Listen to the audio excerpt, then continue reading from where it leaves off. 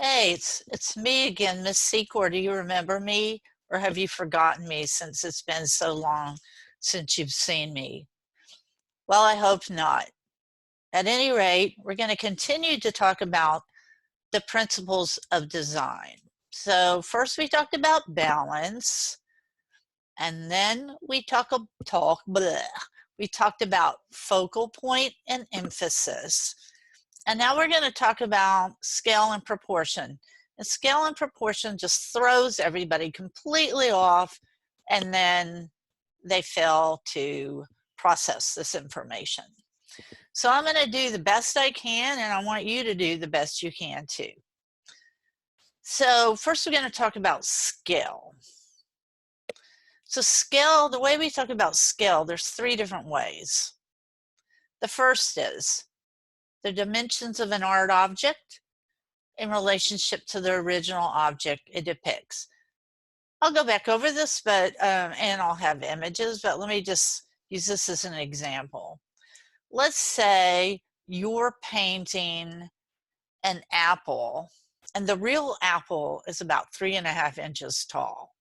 But the painting that you do of the apple is 3 feet tall.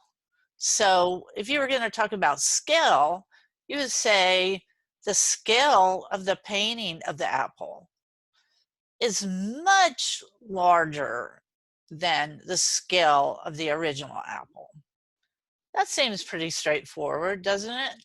Okay, so the second way we talk about scale is the relationship in size of the original art object. That could be a painting, a sculpture, or whatever, to the size of the reproduction of the artwork. So let's say a sculpture, not a sculptor, a sculpture is 10 feet tall. And then somebody takes a photograph of it, and then somebody puts that photograph on a website. Well, that photograph is probably not going to be any more than, let's say, tops 8 inches by 4 inches. No, that's not right. Let's say the reproduction is 8 inches tall.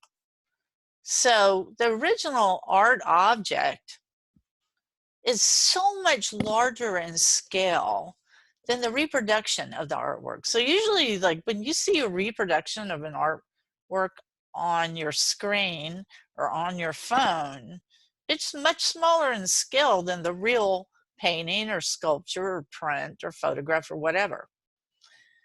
So the third way we talk about scale is the size of an art object in relationship to the size of other things that are around it. Now let's say we have a painting that's 2 inches by 3 inches, and it's right next to a chair that you can sit in, and that chair is probably like about, I don't know what, 3.5, 4 feet tall. That's a big chair. That chair, that art object, is much smaller in scale than the chair that you're sitting in. So those are the three ways we talk about scale. Now let's talk about them where we're looking at images. If I can get I can't get my screen to move. Come on, move screen. Okay, there. Okay, so now this is the first way. We describe the dimensions of an artwork in relationship to the dimensions of the original figure or object it depicts. So this is Prince Alamaehu. He was probably, so he's like about, I don't know, I think he's like 11 or 12 in this picture. And he's about 4'5". He may be a little younger. Maybe he's like 9. So then the painting, but we're going to pretend like this is the real prince and he's standing in front of us. The painting, this is a little miniature done of the prince. It's 3 3/4 inches by 3 1/8 inch. So the dimensions of the artwork are so much smaller in scale than the real little boy was. So the real little boy has a really sad story.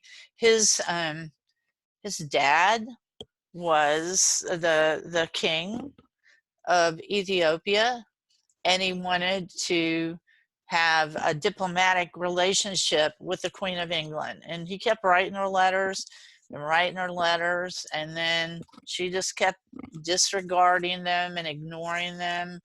And so he was like really mad and he felt disrespected. So he kidnapped some British, I believe they were like diplomats. And in retaliation, she sent like thousands of troops to Ethiopia, and then they captured the king and they put him in chains, and then they killed a whole bunch of people, and then they took the little boy and they took him to England to live with the Queen, and he was like incredibly depressed and he kept wanting to go home.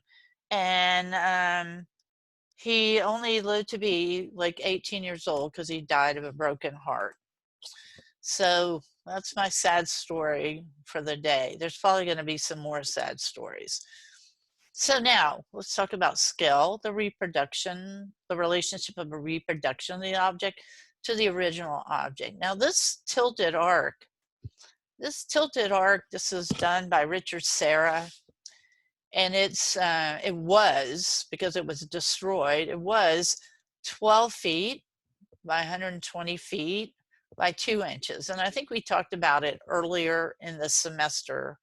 So this is like a really big piece of I believe it's made out of steel.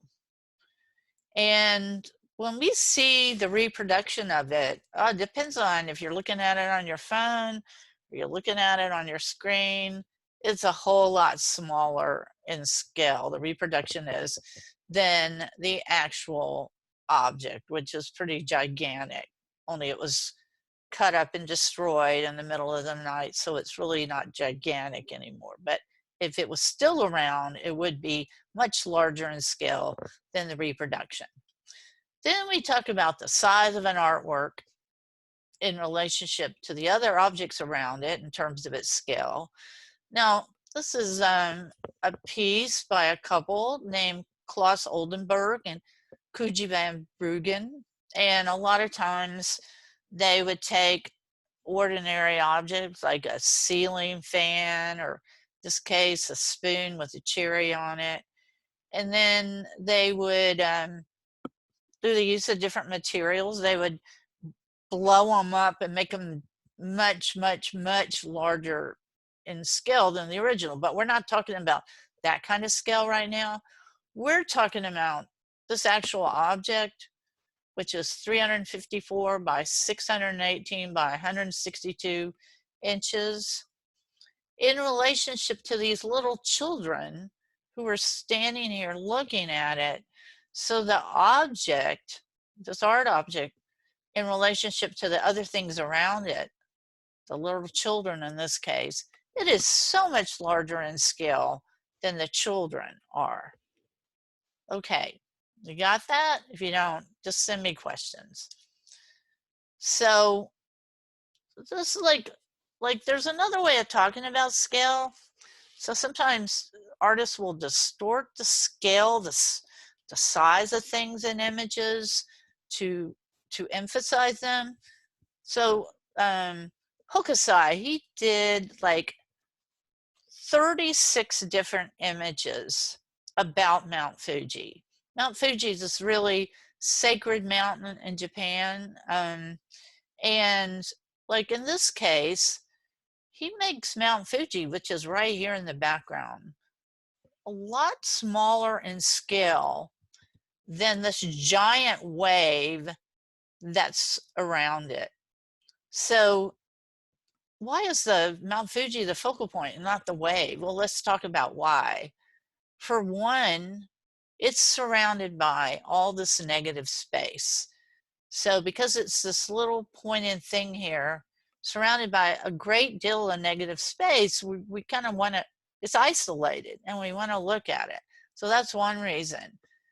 Two, the other reason is because, pardon me, the implied line of these waves are all directing our eye straight toward it. See these little rows of bubbles? Those little rows of bubbles, what are they forming? They're forming a directional line that leads straight to Mount Fuji. This boat of these terrified people, they're on this boat and they're like clinging on for their lives. It forms a directional line that leads right to where? Mount Fuji. These rows of waves here, they're forming what kind of line? An implied line that leads straight to Mount Fuji, and that's emphasizing it as a focal point. So even though it's a lot smaller in scale than that wave, it is still emphasized as the focal point. Okay, so here's the section where everyone, I don't know what happens. I think they either their eyes glaze over, they start to drool, or maybe they're just like, it's too much. I can't take this in, because it's hard for people to understand these different kinds of proportions. So we're going to talk about proportion in two terms: comparative and proper proportion. So first we're going to talk about proper proportion. I don't have this written down here very well because you might get comparative mixed up with proper, but we're going to talk about proper proportion first. So with proper proportion, we are talking about one part of an image in relationship to another, or the whole image as in respect to size. So that just sounded like some words. They're on paper, but really they're on your computer screen. But we're gonna try to make it make more sense. Okay. So proper proportion. We're going to talk about proper proportion. Like if we look at each individual part of this man, his legs as compared to his arms as compared to his torso as compared to his head. Each individual part of that man in relationship to the whole of that man, they appear to be the right size. They're properly proportioned. Now, we're going to look at these, this painting by Raphael on the left and Parmigiano on the right. So the one on the left, the one by Raphael, let's look at this little baby. This little baby, well, I'm guessing he's like 2.5, maybe 3. All his body parts are pretty much proportional. He's tall, but they're not like weirdly long. Like his legs seem the right size to his torso, and his arms seem the right size. And we look at his mom, and her head seems the right size for her body, and her neck, it seems the right size. Like everything seems to be properly proportioned, because each part of each individual in relationship to the other parts of their body seem to be the right size. So we're calling those their body features, in case that comes up on your homework. This is going to come up eventually. Then we're going to look at like Parmigiano. And the Parmigiano, he like, so the artists that came before Parmigiano were people like Raphael, Michelangelo, and Leonardo da Vinci, and they're all super concerned with proper proportion. But then Parmigiano, he's like this younger generation, and the younger generation always thinks what the older generation does is stupid and restrictive. So Parmigiano, he belonged to a group of artists, young artists. They were known as the Mannerists. And the Mannerists, they loved exaggerating proportion on things. They would make, like this baby, like this is like the longest baby you ever saw. And look at that lady's neck. Her head's gonna fall off. Like in comparison to the size of her head, her neck is like super long. So it's disproportionate to the size of her head. So we're talking about the size of her features, the other features. Then we look at these angels, these cherubs or seraphim or whatever you want to call them. Look at how long their legs are. That's just stupid. Like, it's not stupid. Nothing's stupid. But so like this angel's torso goes from here to here, and then its leg goes on for the rest of the picture. That's crazy. So the leg is disproportionate to the size of the angel. Okay, we're going to talk about this little guy in another part, but let's not talk about him right now. So this is like all like disproportionately long. Each part of the body is like, doesn't really fit the size of the other parts of the body, especially these heads. These are little bitty heads, and then they have these giantly long, disproportionately long legs and necks. He was just being like, I'm going to show you, I'm not going to do stuff proportionately. Okay, so now we're going to talk about proper proportion, one part of the image in respect to the other part of the image. So let's go back to Parmigiano. This, like, so these people here, in relationship to this man here, this man is like disproportionately small in relationship to the other people in the image, because in order for him to be that small, really, he'd have to be like 1.5 miles away, and he's not. He's only like maybe about 12 feet. I'm just guessing. I'm just saying. Okay, so we look at these images. We're going to look at this one on the left.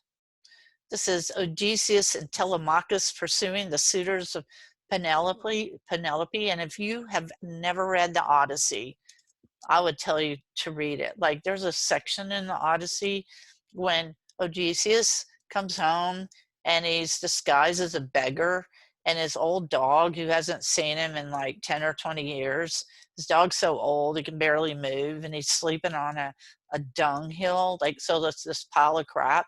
It's dried. He's sleeping on it.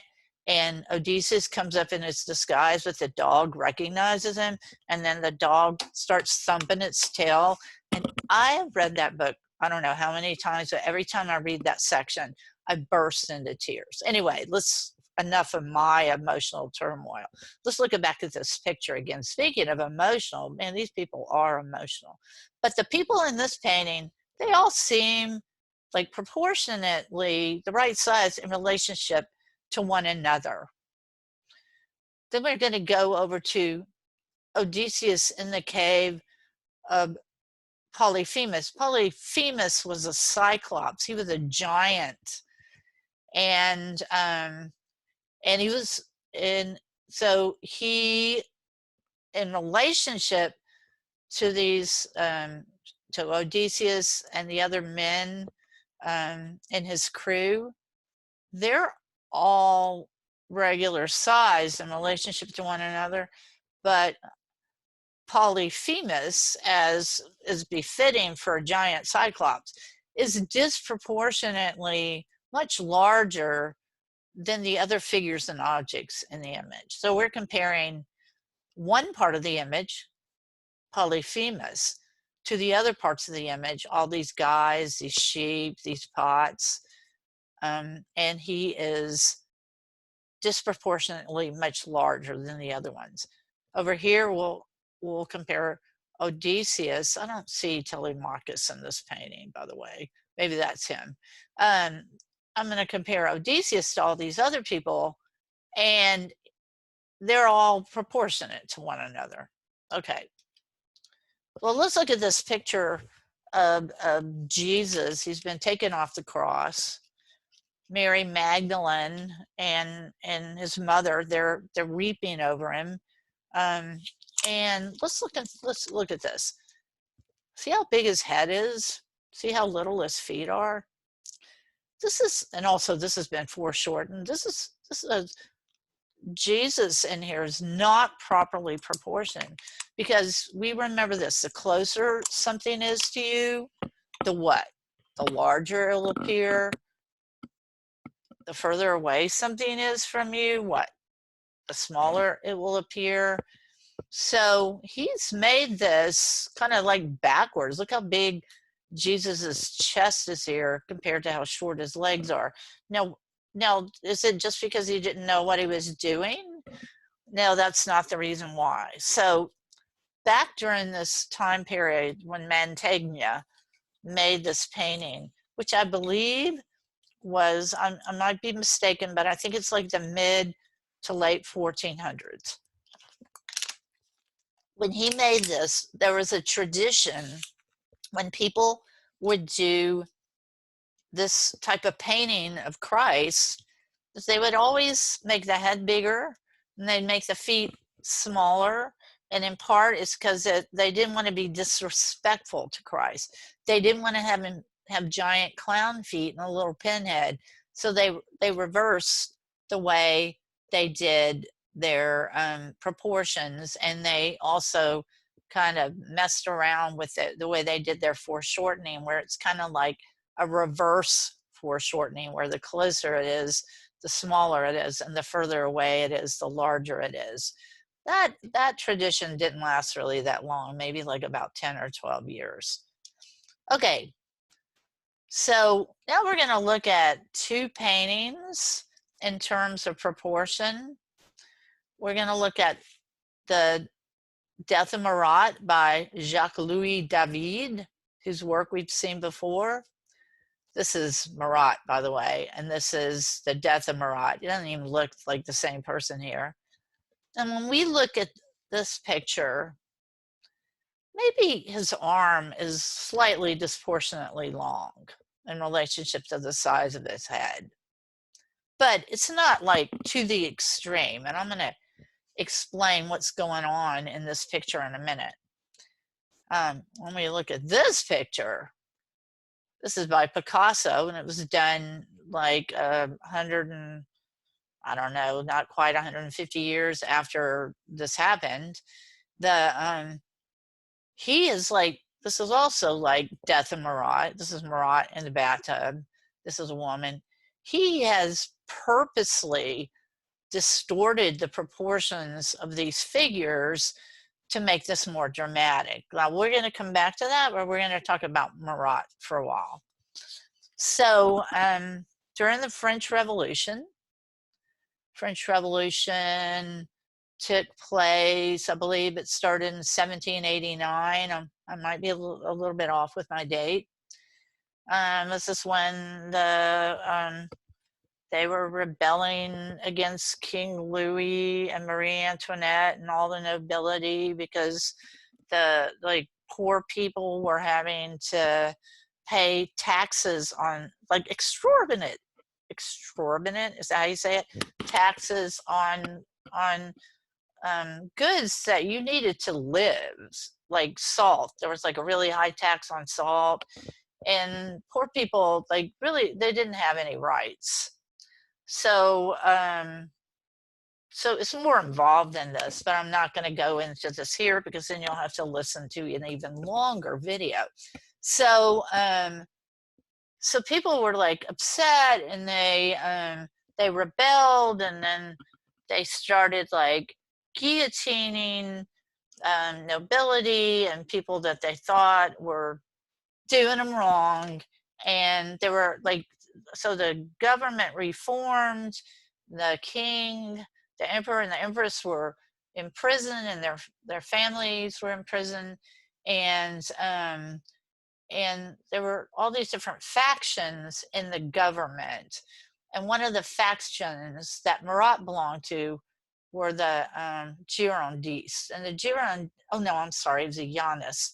And the Janus were they were really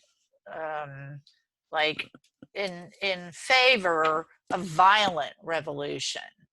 So Marat, who was a propagandist, a writer, he would write all these pamphlets that would sort of incite people to commit violence against traitors. Marat, he had all sorts of skin diseases. He had these boils all over him. He smelled bad. He was his body was in constant pain, and he had to soak in these vinegar baths, and with vinegar wrapped around his head. It was the only way he could get relief. So he would write a lot of his pamphlets while he's in the bathtub. he's responsible for thousands and thousands of deaths. So, so while all this is going on, there's this woman who, I'm so sorry, what is her name? I'm drawing a total blank on it. Anyway, there's this woman whose name I'll think of in a minute, whose family is, they're well-to-do, they're intellectuals, they belong to this different government faction, the Girondists. And she is determined to do away with Marat because she feels like the death of one person will save the lives of thousands of people. So she goes into Paris where Marat lives.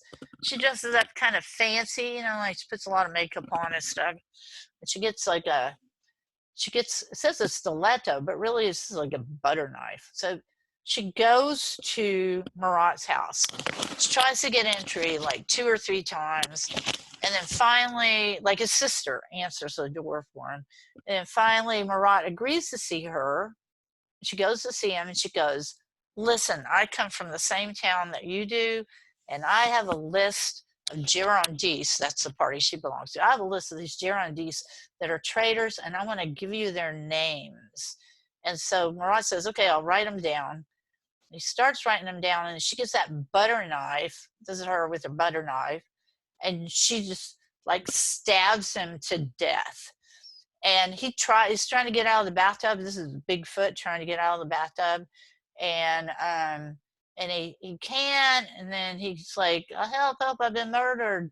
And then a sister comes in, and then she gets arrested. Why can't I think of her name? It's just driving me nuts. And so Picasso redid this where he's just like exaggerating the blood coming out of it. He's exaggerating her to make her look into this harpy. He had a troubled relationship with women, although he was always having affairs. This is Picasso, who has a troubled relationship. Then she makes like Marat little, except for this giant foot that's trying to get out of the bathtub. So he is distorting the proportions of this drawing to make it more dramatic. Okay, so that all was proportion. So proportion, we're talking about it in 3 ways. One, we're talking about it as like you're looking at a person or animal or a chair or something, and you look at each individual feature or part of their body and you go, do those all look like they go together? They're all the right size? Yes. Okay, they're properly proportioned. If you look at that person and like their legs are extra long or their necks are extra long, then they don't look properly proportioned. They look, some parts of their bodies look disproportionate. Another way we look at proper proportion is we look at, let's say, one part of a picture, like a person in a picture or a chair in a picture or a bunny rabbit or anything, and then we compare it to all the other things in the picture, and we go, do they look like they're all the right size in relationship to one another? And if they do, you go, they're properly proportioned. But if you look at them and then one figure seems like way too big or a figure seems way too small in relationship to the other figures, then you go, well, that figure is not properly proportioned, it's disproportionate. So now we're going to talk about comparative proportion. And I swear to God, every time I teach this, I shouldn't swear to God, I apologize. Every time I teach this, it's like people just like, they just turn off their brains. So I'm going to ask you a favor, don't turn off your brain. So when we talk about comparative proportion, this is when we compare 2 or more basic formal elements as they relate to one another in these different ways. So when you talk about comparative proportion, you can't just name one thing. You have to name something else in order to compare. So with comparative proportion, let me see if I break it down. Yes, we talk about it in terms of comparing the size of basic formal elements, and we usually compare basic formal elements in terms of size that are similar to one another. So I'm going to give you an example.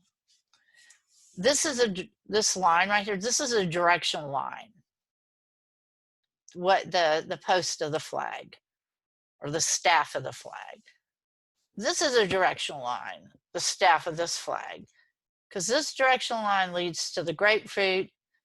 This directional line leads to, I'm guessing, a big orange. So we compare those two directional lines in terms of size. This directional line on the staff of this wavy red flag, it's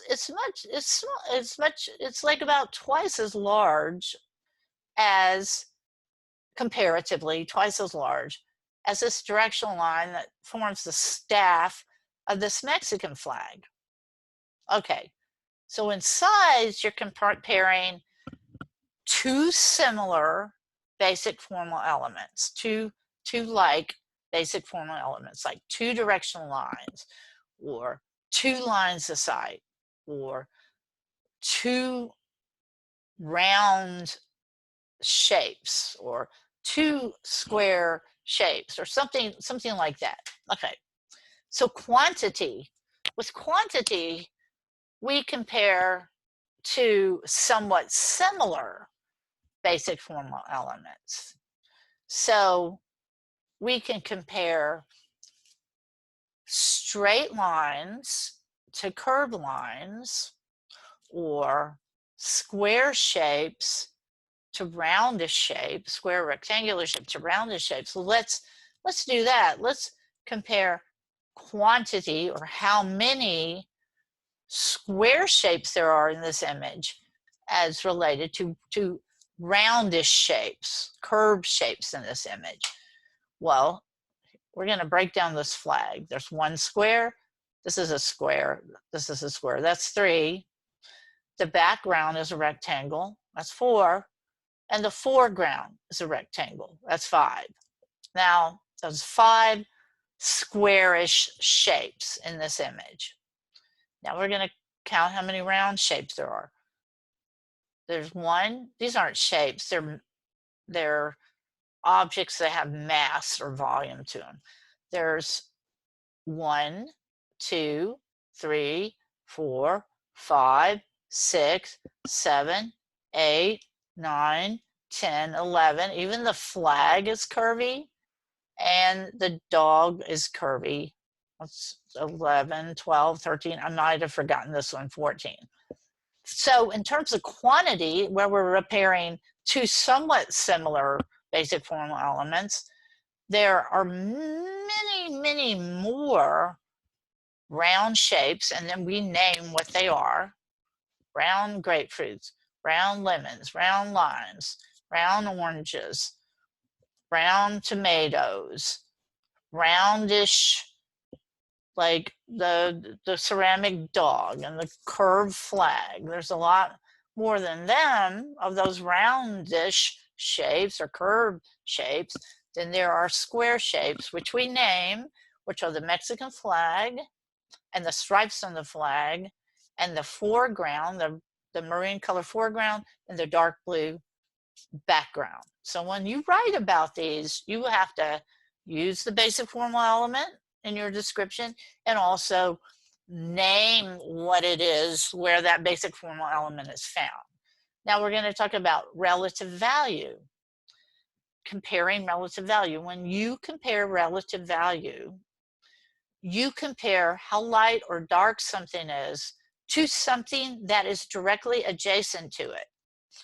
For example, we're going to compare how light this grapefruit is relatively light in value as compared to this much darker in value blue background.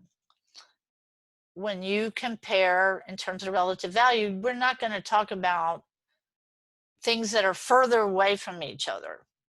We're not going to compare how light this grapefruit is to how light this lemon is, because they're not touching each other. We're only going to compare value of things that are right next to one another. So we can compare this lemon, which is pretty light in value, to this relatively darker rim of the brown ceramic dog. But then let's go to this. If we compare this plum to the red of the flag, if you squint your eyes, they're much closer in relative value to one another. Like squint your eyes, they kind of blend into one another. So that's relative value. Saturation versus desaturation. Saturation, the only colors that are saturated are what? Those are those hues that are on the color wheel. If a color's not on the color wheel, if a color's been mixed with anything else, including its complement, or brown or white or black or gray, then that color's not saturated anymore. That color's desaturated. So when we talk about comparing saturated versus desaturated, we're going to first find the colors that are saturated. So parts of this lemon are saturated yellow. Parts of this grapefruit are saturated yellow. Parts of this orange are saturated red orange. Parts of this lime are saturated yellow green. Parts of this tomato are saturated red. But then we look around and there's many, many more desaturated colors than there are saturated colors. The dark blue, the dark green, the dark red, the yellow that's in shadows because it's been mixed with brown and black, the red tints, the red shades on the flag, the like this orange on this plum, it's been mixed with green, so it's darker. This brown, that's a desaturated color. This red is pink, actually. It's a tint of red. It's red and white mixed together. This is like the foreground is red and black and brown mixed together. So there's all these tons of desaturated colors in this image versus the few saturated colors. But remember, when you write about this, you must name what colors are saturated and where they're found, and what colors are desaturated and where they're found. By the way, white is neither desaturated or saturated. It's just white, and black is neither desaturated or saturated. It's just black because they're not colors. Remember that. Then we can also talk about things like smooth textures versus other textures. So if we look at this image, I'm guessing, but I'm mostly guessing, that this ceramic dog, because it's made out of clay that's been fired, is relatively smooth. So it may be the dog and possibly this flag, well, let's not even say the flag because it's textured like cloth. The dog is the one smooth object in the picture. And then the oranges have a rough texture. Maybe the tomatoes smooth too. The limes have a rough texture. The gourd, the squash, it's like got ridges in it. It's got a texture. The grapefruit's got a rough texture. The flags are made out of cloth, so they have like a texture of cloth. So we're going to compare. There's only a few things that are smooth, the dog and possibly that tomato. And then everything else has got a variety of textures, including, and then you'll name all the things. You can also talk about patterns versus no patterns. So like the squash has patterns on it. This watermelon has a repetitive pattern of the seeds. The flag's got the rectangular patterns on it. So you can compare like the few things that have patterns versus all the many other things in this image that don't have patterns. And remember, you're going to name what has patterns and doesn't have patterns. You can also talk about, you can compare movement versus stillness. So everything in this image, everything pretty much is relatively still, with the exception of this one flag that is moving. So what kind of time and motion are we talking about here? Is that flag really moving? No. So we're talking about the suggestion of time and motion. The flag looks like it's moving, and everything, it suggests that it's moving, and everything else, it suggests that they're sitting still.